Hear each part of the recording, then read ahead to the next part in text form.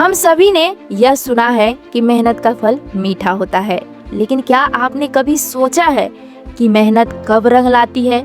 जब हद पार हो जाए, जब आप थककर रुक नहीं जाते बल्कि थककर भी चलते रहते हैं। तो आज एक ऐसी स्टोरी सुनाने वाली हूँ जो आपको अंदर से झकझोर देगा और आप कभी भी मेहनत करने से कतराओगे नहीं, बल्कि मेहनत करने पर मजबूर हो जाओगी। तो बहुत समय पहले की बात है, उत्तर भारत के एक छोटे से गांव में आरव नाम का एक लड़का रहता था। उसके पिता मामूली किसान थे और माँ घर में सिलाई करके परिवार का खर्च चलाने में मदद करती थी। आरव बचपन से ही पढ़ने लिखने में बहुत तेज था, लेकिन उसकी भी एक बहुत बड़े सपने थे, एक साइंटिस्ट बनने का। गांव में स्कूल की हालत बहुत खराब थी, न सही से किताबें थी, न अच्छे शिक्षक, लेकिन आरव ने हार नहीं मानी।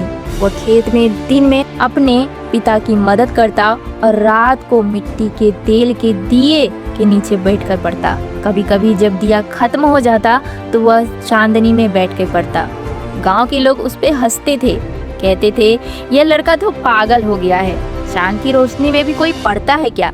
लेकिन आरव को अपने सपने पर विश्वास था। समय बीतता गया। आरव ने 10वीं की परीक्षा में जिले में टॉप किया, अखबारों में उसका नाम आया, लेकिन उसकी असली संघर्ष तो अब शुरू हुआ। 12वीं के बाद जब उसने शहर में जाकर इंजीनियरिंग की तैयारी शुरू की, पैसे नहीं थे तो वह दिन में एक चाय की दुकान पे काम करता और रात में कोचिंग सेंटर के बाहर बैठकर दूसरों की छोड़ी हुई किताबों को पढ़ता। फिर एक दिन हुआ ये कि कोचिंग सेंटर के एक टीचर ने उसे देख लिया। उन्होंने पूछा, तुम क्यों बाहर पढ़ते हो? आरव ने मुस्कुराकर कहा, मेरे पास फीस देने के लिए पैसे नहीं है, लेकिन मेरे पास सीखने की भूख है। टीचर ने उसकी लगन से इतने प्रभावित हुए कि उन्होंने खुद उसकी पढ़ाई की जिम्मेदारी ली। आरव ने कड़ी मेहनत की, उसने दिन और रात एक कर दिया। हर बार जब उसका शरीर थक जाता तो वह अपनी माँ की आवाज याद करता, बेटा हार मत मानना, हम गरीब जरूर हैं लेकिन हम हिम्मत वाले हैं। आखिरकार वह दिन आ ही गया जब आरव ने देश का सबसे कठिन एग्जाम इंजीनियरिंग को पास कर लिया। IIT में उसका चयन हो गया। जब वह गांव लौटा तो वही लोग जो उस पर हंसते थे अब उसकी मिसालें दिया करते हैं। लेकिन आरव ने कभी भी घमंड नहीं किया। उसने कहा, अगर आप में मेहनत करने की आग है तो हालात कभी रुकावट नहीं बनते। मैंने थकना नहीं सीखा था, बस चलना सीखा था, हर दिन हर हाल में।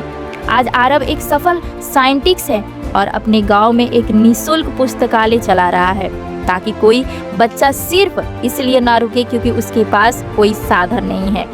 हद पार मेहनत का मतलब होता है जब रास्ता दिखे ना दिखे तब भी चलते रहना है, जब सब थक जाए तब भी जुड़े रहना है, जब सब कहे कि अब नहीं हो सकता तब अपने अंदर की आवाज को सुने कि मैं कर सकता हूँ। क्योंकि मेहनत जब हद को पार कर जाती है तब किस्मत भी झुक जाती है। तो चलिए खुद से वादा करते हैं कि आज हम सिर्फ मेहनत नहीं करेंगे बल्कि हद पार मेहनत करेंगे।